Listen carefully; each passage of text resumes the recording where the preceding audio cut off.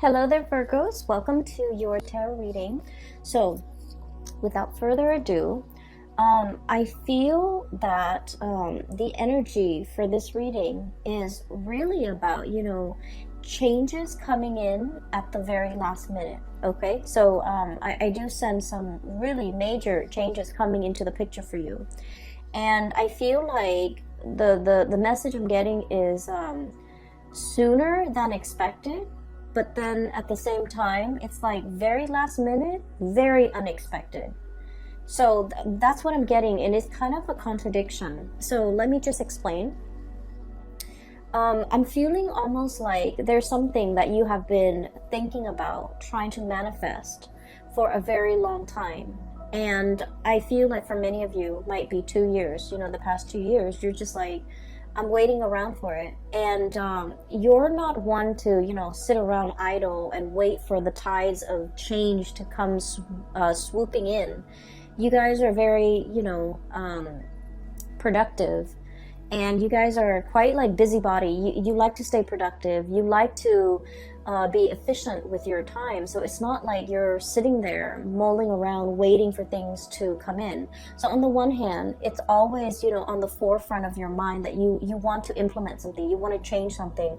You want to do a drastic move or something very, very, I want to say like, it's like a change that is quite drastic for a Virgo. It's quite a drastic change, okay? Because you guys are still a creature of habits. But I feel like you've been mulling over a situation for a very long time. And so it's always on the back of your mind. It's also, on some days, it's on the forefront of your mind. And so I feel like you've been waiting for the opportunity or the chance encounter or something to manifest itself. And so I feel like even though you've been waiting for it for a long time, the way that it comes in, it's like when you've given up hope or when you just like kind of clear it or maybe even move it from the forefront of your mind into the back of your mind and focus on other things and, finding enjoyment and still moving on with your life. That's when this major drastic change is going to come in. And so it's coming in at a very, I want to say opportune moment, but also very unexpectedly. Okay, so that's what I'm seeing. I saw 2 images for you, and I feel like the first image is definitely in relations to your love life. The second image is other things that are, that it might have to do with this change. So let me just relay the first information first, and then we'll talk about the 4 cards, because it seems like the reading is split this way.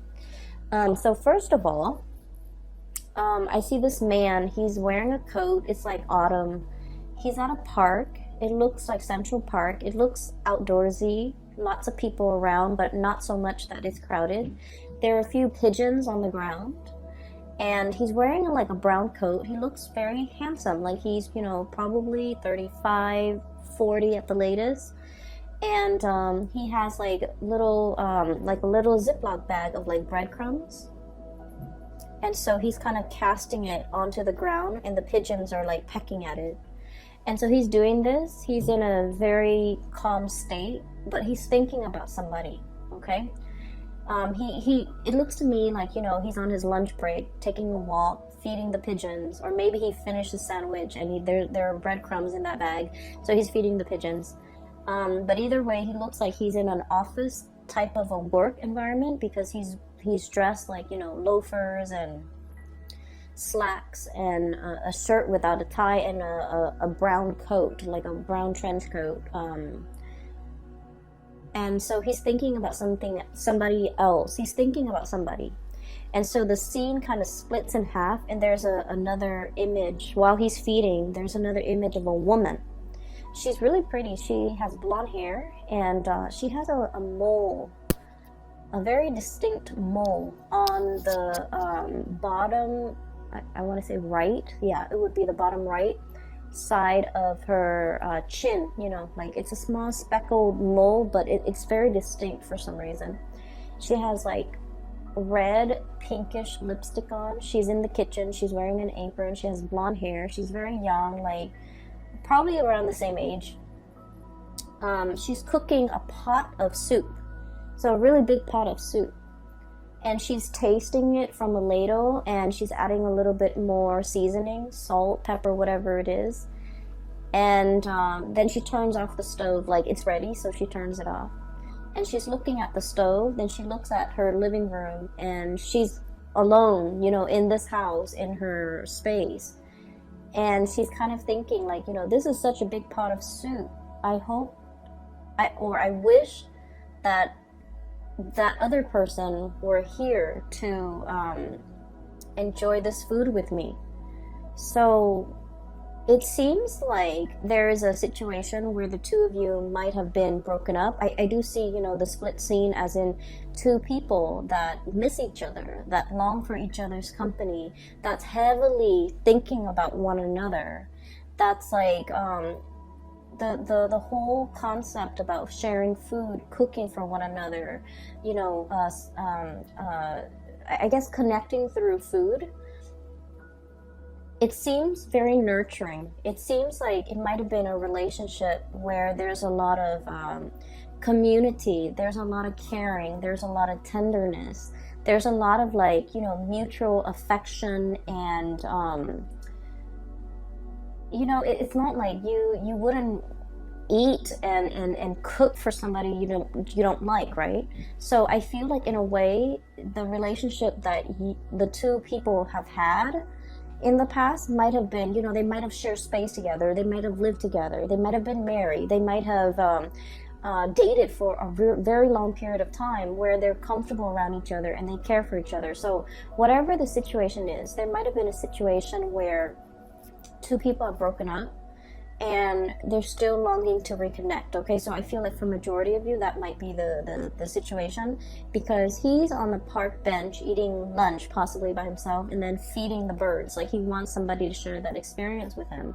And then she's cooking this big pot of soup and she's alone in the house, and she's thinking like, I wish that person were here to share this soup with me. So it makes me feel a little bit sad, but at the same time, I just feel like both people are very content. You know, they're going through the motions, they're still able to take care of themselves. So even if it was like a breakup or a situation where one person is no longer in the other person's life goes on. Like two people are still resuming their life. They miss each other once in a while. They're nostalgic for the past, and they miss that sense of companionship, I feel. There's definitely a sense of like, yeah, companionship. But you know, life goes on. No one is heartbroken and devastated and unable to function. Both parties are still able to function. Give me just 1 second, I apologize. Sorry about that. I was making tea and the water boiled, so I had to turn it off. Going back to that image that I saw, I feel for many of you, the fact that these two people are, you know, in different places, like there might be like geographical distance, and the fact that they're heavily thinking about each other denotes to me like a really strong soul connection. Okay, and it's depicted here. I have the Two of Cups. This is the sense of companionship. Okay. The cups energy deals with like emotions and also spiritual energy, where two people feel very, very connected. Okay, when they think about you, you know they're thinking about you, and it's sort of like, you know, feeds into this loop where you end up reverting to, you know, thinking about them, and vice versa. So it's a situation where two people are very, very deeply connected, really care about each other. There might be great compatibility as well. Really great compatibility between two people. So for you, especially if you're in a long distance relationship, I feel like there is an immense sense of longing, wanting to be together, wanting to connect, wanting to, you know, share the experience with another person. And then I also feel for others, there might have been a situation where it's like distance, like admiring somebody from a distance is what I'm seeing. I have here the Hermit, and the Hermit is a lonesome card. It doesn't mean loneliness. It seems to me like some type of remote viewing. some type of like distance associated with you and another person. And this combination, the Hermit and the Nine of Pentacles, admiring somebody from afar, admiring somebody's beauty, admiring the way that they look, and yet being so shy or so hesitant about letting them know how you feel about them. Okay, so if you're geographically distant from the person that is, you know, really occupying a lot of your thoughts, and you're thinking heavily about them, I feel like they are definitely also thinking about you. And then I also feel, you know, with Virgos are deeply shy by nature. And so I do sense that some of you might have somebody that you're really admiring from afar. You know, you're like wanting to touch them, wanting to talk to them, wanting to communicate, wanting to really tell them how you feel. But in a way, your feelings for this person scares you. You like to be in control of your emotions. You're also very rational. And I mentioned this before, but Virgoing people don't fall in love. Like, love at first sight is not a thing for you guys. You can date somebody for a very long time, but if you haven't, you know, made up in your mind that you're in love with this person, you might never fall in love with the person. So I feel like, you know, you're very sensible and just like even keel and level-headed when it comes to relationships, when it comes to love, when it comes to emotional expression.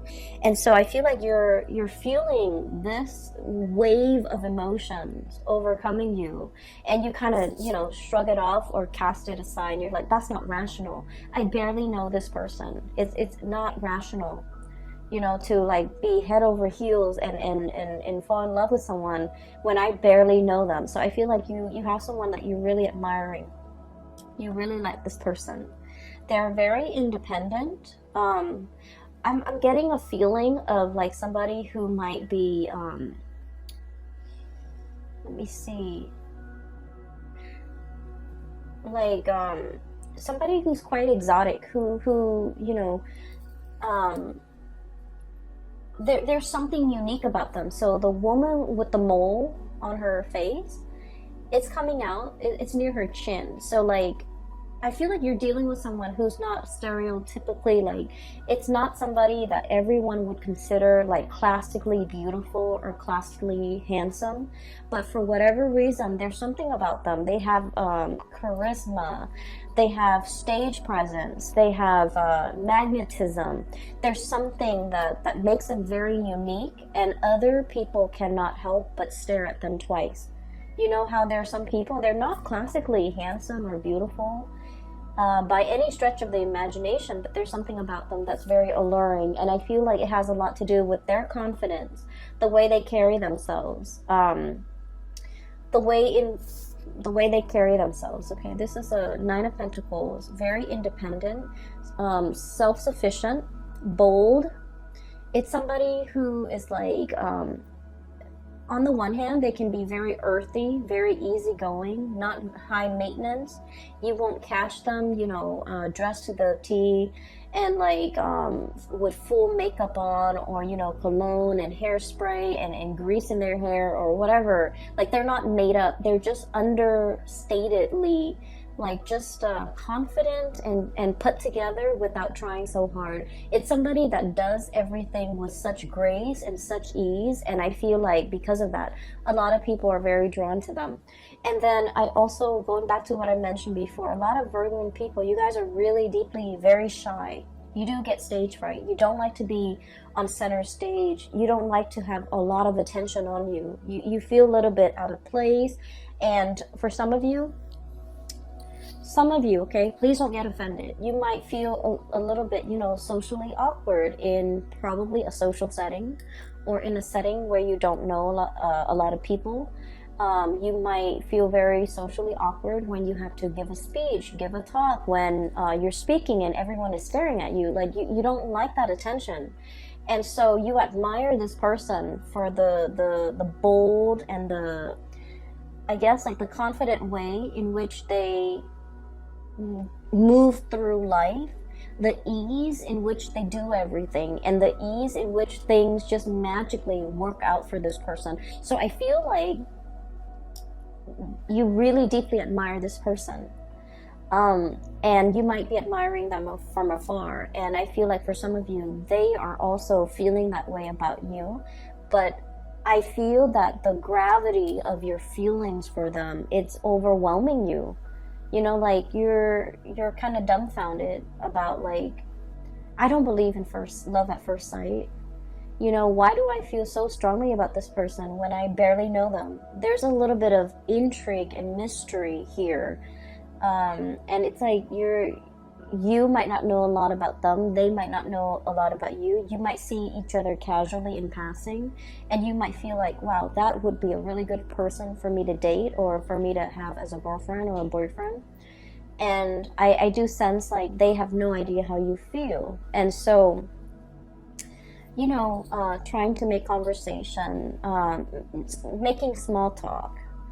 Virgos don't really like that, but like making small talk and trying to get into their inner circle and trying to, I'm hearing infiltrate, you know, trying to like get one leg in the door, okay? I feel like that might be a really good first step, because they might not have an idea as to how strongly you feel about them, and you're kind of scared of the impact that they're having on you, all right? So let me just, that's for like singles. I feel like there's someone who's really capturing your imagination, and I'm just feeling like you're tongue-tied and nervous, and you get flustered, and you might flush and turn red when they're around or when you think about them, because I feel like your desire for them and your feelings for them can be a little bit overwhelming. Okay, so that's for singles. I'm feeling as if, for those who are in a relationship, okay, if you're together with somebody, you and your partner have like you're kind of like at a major crossroads, not because of the relationship, but you're planning to make some major moves, okay? Make some major moves. And I feel like for some of you, we have here the Two of Pentacles. And the Two of Pentacles is about juggling jobs, juggling responsibilities, trying to figure out, you know, do I stay here where it's stable, or do I go somewhere else? And I feel like this decision, you're trying to think of it. It's like it doesn't exist in a vacuum. You're not making this decision alone. There's inputs from your partner. There's considerations from your partner that's like coming into the picture. And so like you're trying to make all the pieces fit, okay? And that's going to become a little bit more apparent when I talk about the next image that I see. Make all the picture like the pieces fit together so that you can, you know, implement some type of a plan. So there's a lot of mulling over, there's a lot of communication. And then I also feel as well there's a sense of like temptation, okay? You might be in one relationship and you're captivated by another person, okay? I'm seeing a lot of like earth and water. So like another earth sign, Virgo, Taurus, Capricorn, and water sign, Pisces, Cancer, Scorpio. So you might be in a relationship with one of those signs, and then you're like fascinated or interested in another person, okay? And so you're trying to, you know, figure out what course of action to take, what you should do. Do I stay in this relationship or do I jump into another relationship? So I feel like there's a lot of relationship energy, really occupying a lot of your mind space, okay? And you know, you're very good at compartmentalizing. You know, when you're at work, you put on your work hat, and then everything else that's not work related kind of falls away. And then when the work day is over, you take off that hat and then you go home, and that's when you think about all the other areas of your life. So you're very able to compartmentalize. But I do feel there's relationships, thoughts of relationship, decisions about relationships and things like that might be occupying the majority of your time for this month. So that's what I'm seeing here. The second image that I saw is I see this jigsaw puzzle. It's a scene of like a tsunami, like an ocean, you know, waves coming in.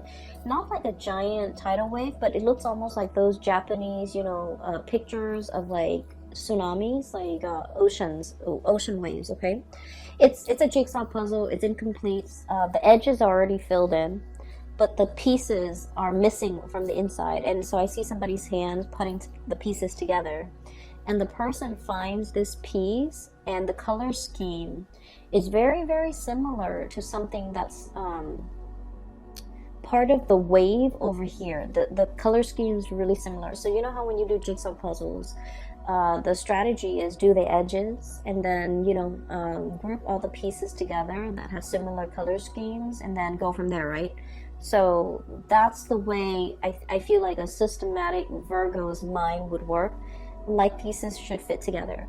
And so the hand holds up, and I think it's a guy's hand. It's a man's hand. And he finds this piece and he's like, oh, it's going here. And then he tries to fit it in, rotates it. It doesn't fit. And he's all like, but it has to. The colors are so similar. And so he puts it down and he was like, maybe there's something wrong with the laser that were used to cut the pieces. So he starts, you know, turns his hand into a fist and starts like pounding on it to make sure it fits. But sure enough, it doesn't fit. And so he puts it aside, and you see it in fast motion, where he finds pieces and everything's filled in, and at the very end, there's one piece missing. And then he goes, oh, that piece that I put aside, now it goes here. And then the scene just kind of cuts out. So what I'm seeing here, like I mentioned before, you know, there's a time and a place for everything. And everything works when it's supposed to, and everything falls into place when it's supposed to. If we, you know, try to change that logic and try to fit something where it doesn't belong, and we try to stomp it and pound it in, it's still going to resist. Okay, so I definitely feel like there was something that you thought was really right, like in your hearts of hearts, in your mind, no matter how much you mull it over, you're just like, it's perfect, it has to work, it has to work. And for some reason, it didn't work. For whatever reason that you couldn't even understand. I guess that reason was never shown to you, and even till now, you know, whenever that situation happened in your life, even now, you're still perplexed about it. You're just like, well, it didn't work in the past, you know, and I don't know why it didn't work. What will happen now to make things work? So I feel almost like this, you know, it's like a infinity loop, you know, this things coming back full circle, where you're reminded of a time where you tried something and you were so 100% sure that, well, the colors are similar, the edges are similar, why didn't it fit? And now a similar situation is coming around, and you're just like, what if it doesn't fit this time? What if it flops on me? Right? And so I feel like there's something coming around full circle, okay? And whatever didn't work out before, it's going to work out now, because in the past, you forced it.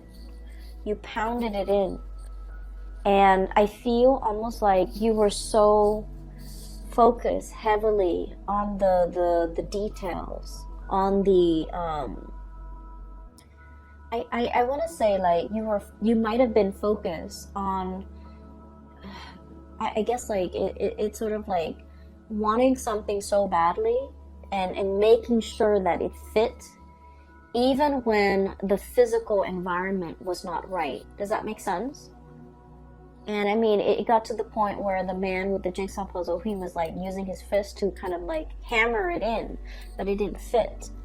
And so they're telling you, whatever that situation was, that made you feel like you doubted your intuition, you doubted your judgment because you were so sure whatever it was, it's coming back around. And now you're in a much better space where you're not trying to make things fit, where you're not trying to force things, where you are operating from a place of wisdom and allowing.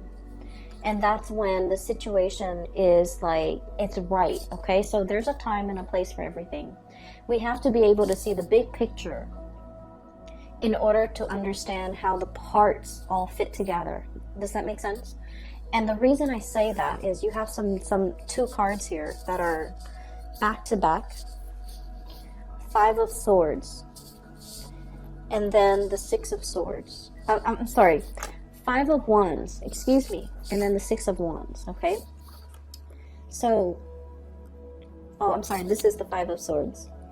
So, the 5 of Swords is a situation where we're kind of like arguing, bickering, and the sword energy denotes communication, thought processes, mental processes that might have been faulty, where no one is really getting a word in. Everyone is bickering. Everyone is trying to, be right, trying to prove that they're right. And with the 5 energies, 5 indicates a major turning point, some major change, okay? And then we have here the 6 of Wands, which is a victory. There's a situation here in the past, it was punctuated with a lot of conflict, with a lot of faulty reasoning, with a lot of just like, I believe this, even though I haven't really done the research, I still believe this. You might have been dealing with people like this in your environment where the energy that they kick up around them was like a repellent for good things to come, okay? There might have been an environment that you were in where, let's say this, okay?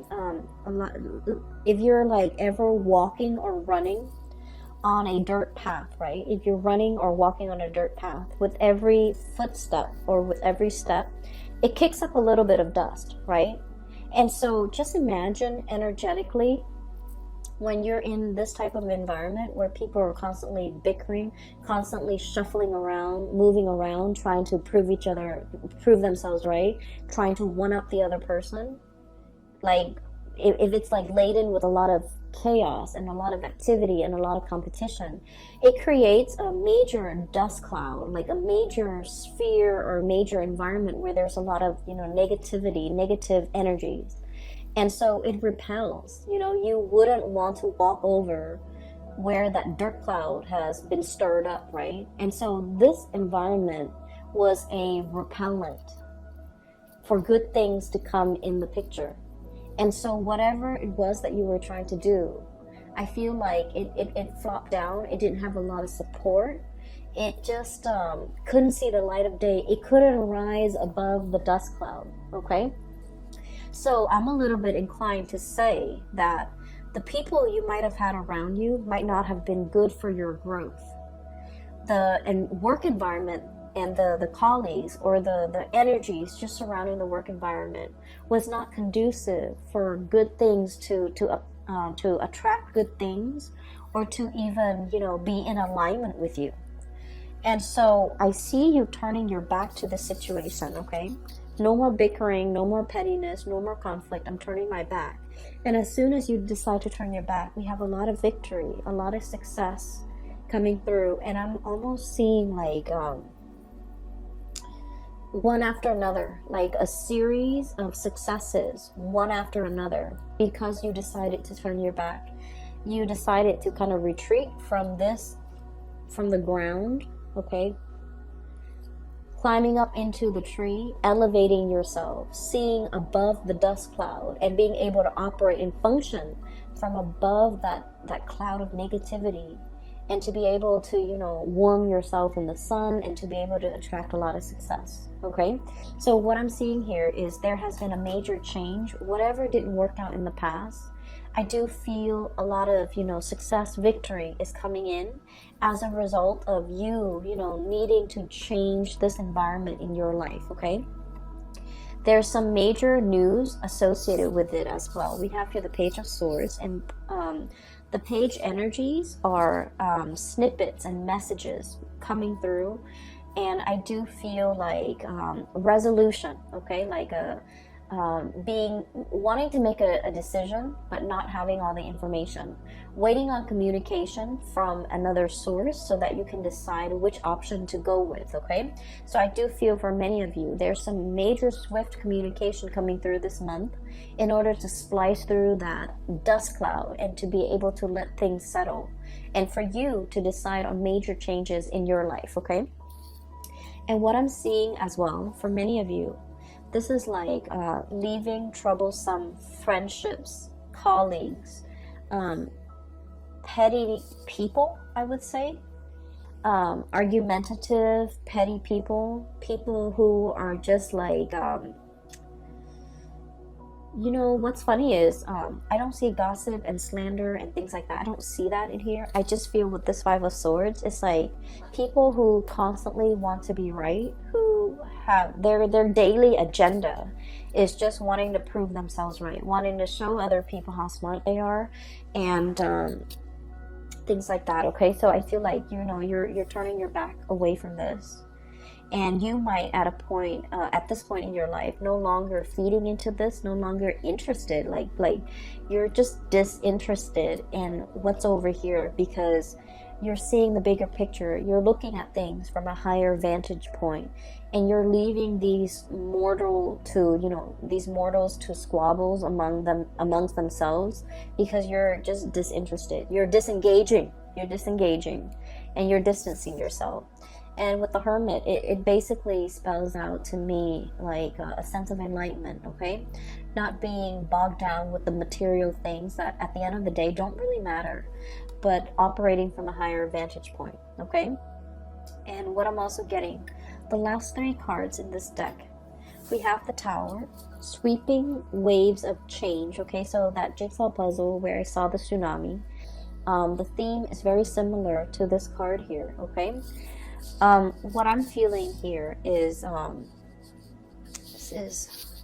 I pulled out this card earlier to clarify what the Tower represents. And this card to me is about manifestation, is about, it's almost like, you know, thinking whether or not we have the capabilities and the skills and the know-how and the ability to do something.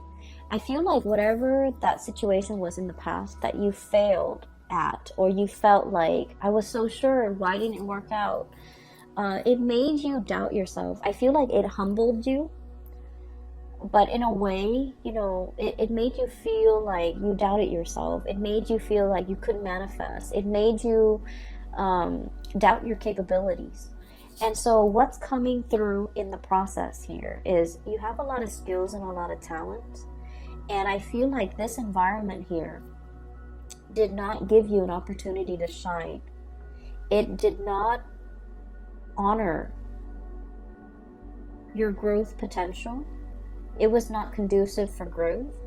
It was not conducive for you to utilize your full talent, to display all your skills, all your assets, all the, it just like, it stifles your growth almost, okay?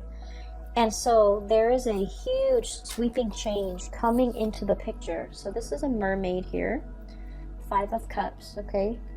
Wondering about something that, like a missed opportunity, okay? Longing for something that's no longer in the picture. But I see this as like a scorched earth, okay? This is a mermaid. And the classical like depiction of a mermaid is it has a body of a fish and a head of a woman, right? This is the opposite. This is a situation where this animal has to adapt to its environment, you know? It's not happy. It still like has a head of a fish. It wants to be in the sea. And yet the body had no choice but to adapt, to grow legs so that it could walk on land, because this environment is very parched. There's no emotional fulfillment. There's no spiritual fulfillment. It's just very parched. And so it's waiting for the rains to come and wash it away and to carry it to sea.